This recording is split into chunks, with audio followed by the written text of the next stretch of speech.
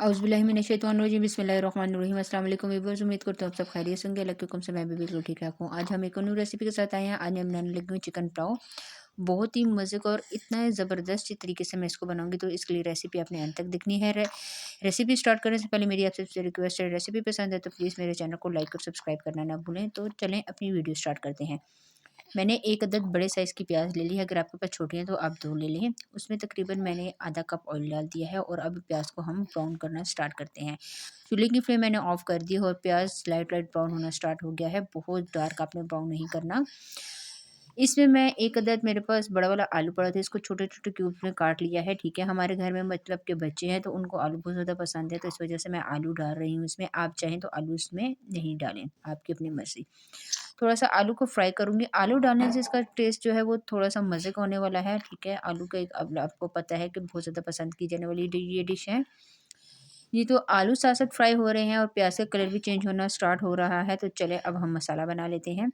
मेरे पास पड़ा हुआ है तकरीबन आधा किलो के करीब दही है। दही को अच्छी तरह से मैंने बीट कर लिया था। आप बीटर की मदद से भी कर सकते हैं और फ़ोर्क वगैरह की मदद से भी कर सकते हैं। मेरे पास बिरयानी मसाला पड़ा हुआ है, नमक है, 1 चिकन क्यूब है और थोड़ी-सी हल्दी है। ये सारी चीज़ें मैं दही में डालूँगी और अच्छी तरह से आपने इसकी मिक्सिंग कर लेनी है। नमक जो है वो आपने अपने टेस्ट के बराबर डालना है। मैंने एक पैकेट जो होता है साशा वो बिरयानी मसाले का लिया था और इसमें इसके अलावा कोई भी मसाले नहीं डाल रही। अच्छी तरह से ये मिक्स हो गया है, ये देख सकते हैं। ठीक है, बहुत अच्छी तरह से आपने दही को मिक्स करना है कि गुठली वगैरह बिल्कुल भी ना इसमें रहे। चिकन मेरे पास तकरीबन पड़ा हुआ है, 3 पाव के करीब चिकन है। चिकन को अच्छी तरह से मैंने वॉश कर लिया था थोड़ा-सा सिरका डाल के। अब जो मैंने दही का पेस्ट बनाया है वो मैं चिकन के ऊपर लगा दूँगी और अच्छी तरह से इसको हाथ की मदद से मिक्स करूँगी। जैसे ही ये अच्छी तरह से मिक्स हो जाएगा 5 से 10 मिनट के लिए हम इसको रेस्ट देंगे। आलू फ्राई होना स्टार्ट हो गए हैं और क्या नाम है, प्याज़ का भी कलर ब्राउन हो गया है। अब मैं इसमें जो चिकन मैंने मैरिनेट करके रखा हुआ था तकरीबन 5 मिनट गुजर गए, वो मैं इसमें डाल रही हूँ और अब अच्छी तरह से आपने इसकी पकाई करनी है। मसाले की आपने अच्छी तरह से पकाई करनी है कि इसकी ग्रेवी आ जाए, कोई एक्स्ट्रा पानी वगैरह आपने इसके ऊपर नहीं डालना। दही पानी छोड़ता जाएगा और आपको जो चिकन है और आलू है वो अच्छी तरह से गलते जाएँगे। तकरीबन 10 से 12 मिनट लगेंगे पानी इसका सूखते हुए। चम्मच में साथ-साथ चला रही थी और बहुत ही मज़े की खुशबू आना स्टार्ट हो गई है। तकरीबन मेरे पास 3 अदद दरमियाने साइज़ के टमाटर पड़े हुए हैं। इस तरह गोल मैंने कटिंग कर लिया है। ये डालूँगी साबुत, मतलब कि बड़े-बड़े, क्योंकि पुलाव में अगर टमाटर आपके नज़र आएँगे तो बहुत ही मज़े के ये लगने वाले हैं।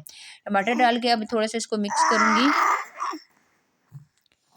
जी, तो मैं इसके साथ-साथ मिक्सिंग कर रही हूँ। चिकन बहुत अच्छी तरह से गल गया था। अभी मैं आपको बता देती हूँ कि ये देखें, मैं तकरीबन मैं इसको 5 मिनट के लिए ये ढक्कन देके रख देती हूँ।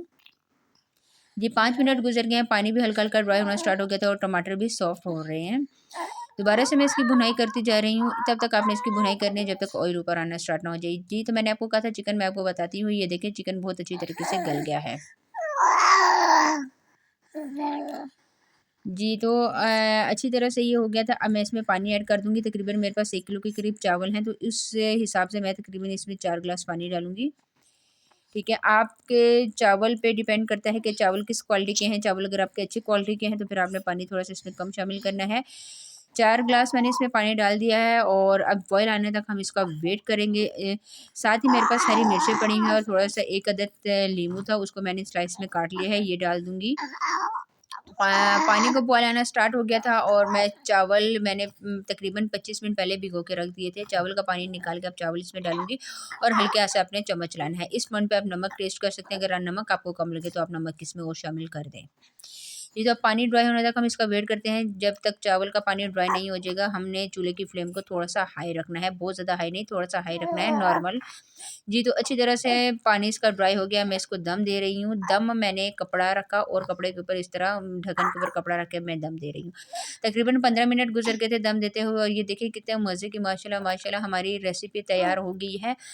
तकरीबन 15 से 20 मिनट आपने दम देना है और एक-एक चावल बिखरा हुआ है माशाल्लाह। देखें आप, ये इसकी फाइनल लुक है।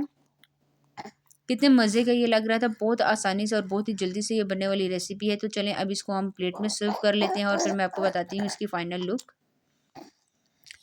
जी, तो ये इसकी फाइनल लुक है, बहुत ही जल्दी से ये तैयार हो गया है, आप देख सकते हैं और कितना इसका प्यारा कलर लग रहा है। आज के लिए इतना ही, इंशाल्लाह नेक्स्ट वीडियो में आपके साथ मुलाकात होगी मेरी।